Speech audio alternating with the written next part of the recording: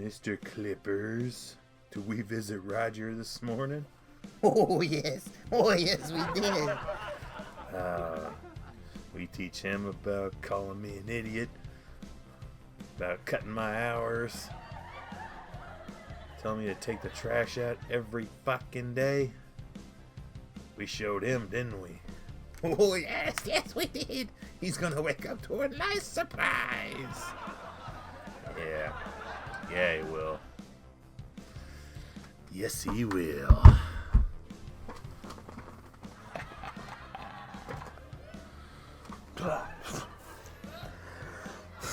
What the fuck? Oh, Jesus Christ, dude. Evil! What the fuck, dude? God, now I'm gonna look like a fucking idiot.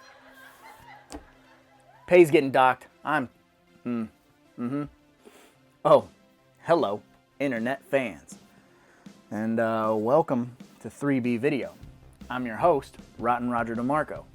And today, we're gonna be talking about Ron Oliver and Peter Simpson's 1990 film, Prom Night 3. That is disgusting. But for those of you who don't know about this film, here is your plot synopsis. Mary Lou Maloney is back yet again, and she's using the hapless Alex to help her carry out her murderous revenge and having some sexy ghost sexy sex. That's pretty much it. There's a little bit more to it, but we'll talk about that in a minute. Before we get into my overall thoughts of the film, first, let's take a look at Rottin Roger's Splatter facts. we have 9 dead bodies, and we have 0 titties. I know what you're thinking. That's bullshit. And I agree. This artisan DVD is heavily edited. This is essentially the TV version. So if you can track this down on VHS, or you can track this down on some sort of foreign release, you'll get all the stuff that was cut out of it. And I'm pretty sure that the uncut version has a ton of titties, baby. We have synchronized hell dancing, laughing ghost POV, discount Sean William Scott, gratuitous doo-wop music, fatherly advice with a shotgun, one ghost breakup temper tantrum, showdown prepping with hip-hop, news broadcast exposition, wicked silly prom dancing, and high school hell ghouls. The methods of death include, and are limited to, ghost jukebox electrocution, ice creamed, I don't know how you ice cream someone. Turn them into a banana split. melted, drill bit football, I mean, dead, heart ripping galima, off screened, and punched through. Alright, so now on to my overall thoughts of this film, guys. I think that this is one of those movies that gets completely overlooked. A silly, over-the-top horror comedy that's filled with cheesy gore and fun dialogue and all the things that you would expect from the third entry of a franchise. We're far removed from the original source material, and it's time to get silly. It's a total departure from the rest of the series, even though this has the returning character of Mary Lou Maloney. The tone of this film is drastically different even from Prom Night 2. Super, super campy. And I think despite this film being heavily edited, it's still very fun and playful, and it does have a fair amount of gore, even though a lot of it was taken away so it can be shown on TBS at noon after Caddyshack.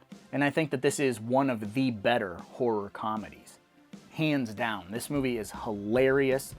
It'll make you giggle. It's kind of sexy. It's kind of funny. It's got oddly placed hip-hop music. It's just better than it gets credit for, that's for sure. Speaking of it being kind of sexy, the lead character, Alex, is constantly boning this ghost. He's constantly having sex with Mary Lou Maloney in the school. There's a lot of lingerie, a lot of sex in the hallways, and sex in locker rooms, sex in classrooms, and things like that. So essentially, Mary Lou Maloney is using her ghost vagina to get Alex to do her bidding and hide these corpses of people she's seeking vengeance on. It's a very odd premise, and it's very Ghostly erotic, I guess.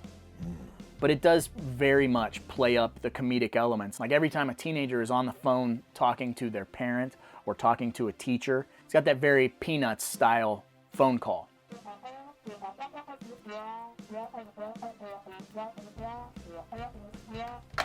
And there's this teacher who is constantly eating. He's eating Cheetos, he's eating donuts, burritos, hamburgers while he's teaching class, licorice. It's a very silly thing. Every time you see it, like there's that guy eating again all the time. Well, they gotta make fun of the heavy guy like he eats all the time.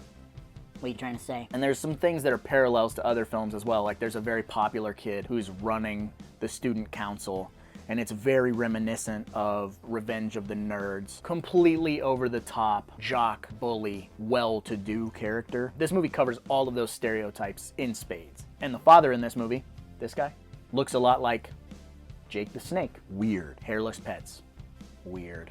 Ghostbusters 2 reference. Deep cut. This is a really like reverse greaser thing too. Like Alex becomes a badass once he starts having good grades.